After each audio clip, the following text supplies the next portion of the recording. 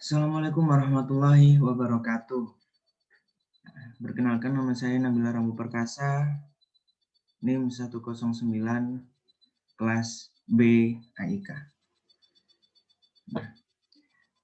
Sebelumnya, saya di sini akan mempresentasikan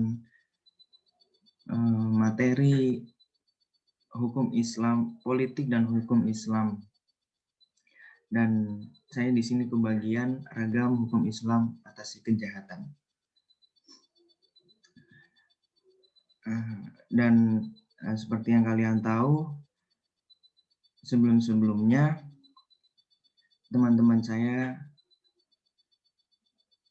sudah menjelaskan tentang politik dan hukum Islam dengan pengertiannya masing-masing dari tema tersebut. Nah, di sini saya kebagian hukum Islam atasi kejahatan.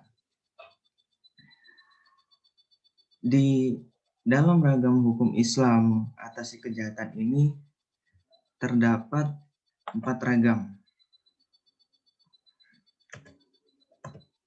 Yang pertama ada hudud, yang kedua ada jinayat, yang ketiga ada takzir, dan yang keempat ada mukhalafat. Kita bahas yang pertama adalah hudud. Hudud berarti sesuatu yang membatasi di antara dua hal. Secara syar'i, hudud bermakna sanksi atau kemaksiatan yang telah ditetapkan oleh syariat dan menjadi hak Allah. Hudud itu dijatuhkan atas tindak kejahatan sebagai berikut. Yang pertama ada zina, yang kedua ada homoseksual, yang ketiga ada khadzaf, yang keempat ada minuman keras, yang kelima murtad, 6 membegal, 7 memberontak terhadap negara, dan yang terakhir ada mencuri. Zina, kita bahas yang pertama, zina akan mendapatkan hukuman di dalam syariat Islam berupa dirajam jika mushan atau telah sudah menikah, itu akan mendapatkan cambuk 100 kali. Jika belum menikah. Jika sudah menikah, itu pelaku akan dirajam. Yang kedua ada homoseksual. Homoseksual ini dalam hukum Islam pelaku akan dibunuh. Yang ketiga ada khadzaf. Khadzaf ini menuduh berzina tanpa didukung 4 orang saksi, dan hukumannya berupa dicambuk 80 kali. Yang kelima ini minuman keras atau bisa disebut dengan khamr. Khamr ini hukumannya di dalam syariat Islam yaitu dicambuk 40 sampai 80 kali. Dan yang kelima murtad. Murtad ini tidak mau kembali masuk agama Islam dan hukumannya pelaku akan dibunuh.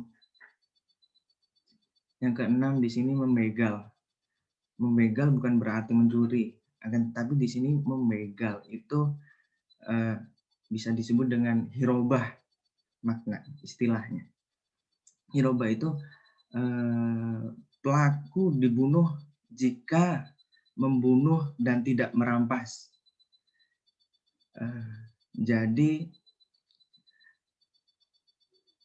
di hukumannya yaitu berupa seperti dipotong tangan dan kaki secara bersilang jika hanya merampas harta dan tidak membunuh, atau dibuang jika hanya meresahkan warga. hukumannya seperti itu kalau di syariat Islam. Yang ketujuh ada memberontak terhadap negara. Memberontak terhadap negara ini kalau dalam agama Islam bisa disebut dengan buhad. Pelaku diperangi dengan perang yang bersifat edukatif, yakni agar pelakunya kembali taat pada negara, bukan untuk dihancurkan dan bukan untuk dibunuh, akan tetapi agar pelaku kembali taat kepada negara. Yang terakhir ada mencuri. Udah jelas di agama Islam ada beberapa banyak ayat Al-Quran dan hadis yang menjelaskan tentang mencuri. Nah, hukumannya di dalam syariat Islam yaitu berupa potong tangan, hingga pergelangan tangan, dari tangan hingga pergelangan tangan, jika memang telah memenuhi syarat untuk dipotong. Itu pengertian tentang hudud, dan ada hukumnya masing-masing dari 8 tindak kejahatan. Yang kedua ada jinayat. Jinayat ini merupakan penganiayaan atau penyerangan atas badan yang mewajibkan adanya kisos atau diat. Nah, penganiayaan di sini dan anggota tubuh. Adapun jenis-jenis jinayat yaitu sebagai berikut. Di bawahnya ada pembunuhan yang berakhir dengan penganiayaan. Yang kedua ada penganiayaan tanpa berakhir dengan pembunuhan. Nah, kisos ini diberlakukan jika tindakan penganiayaan dilakukan dengan sengaja. Sementara denda, kisos ini, maaf teman-teman, kisos itu balasannya setimpal dan diat itu denda. Jadi kisos diberlakukan jika tindakan penganiayaan dilakukan dengan sengaja. Sementara denda, diat ini diperlakukan jika penganiayaan dilakukan dengan tidak sengaja. Jika tindakan itu kemudian dimaafkan oleh korban, kisos ataupun diat ini tidak diberlakukan jika korban membebaskan pelakunya dengan rela atau ikhlas. Di situ pengertian dan jenisnya dari jinayat. Yang ketiga, di sini ada takzir. Takzir ini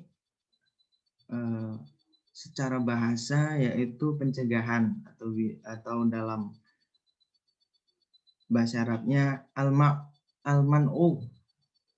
Sedangkan secara istilah takzir ini hukuman edukatif atau bisa disebut dengan takdib, dengan maksud menakut-nakuti. Nah, kasus takzir ini secara umum terbagi menjadi 6. Yang pertama ada pelanggaran terhadap kehormatan. Ya maaf teman-teman, di sini ada kesalahan. Ada 7.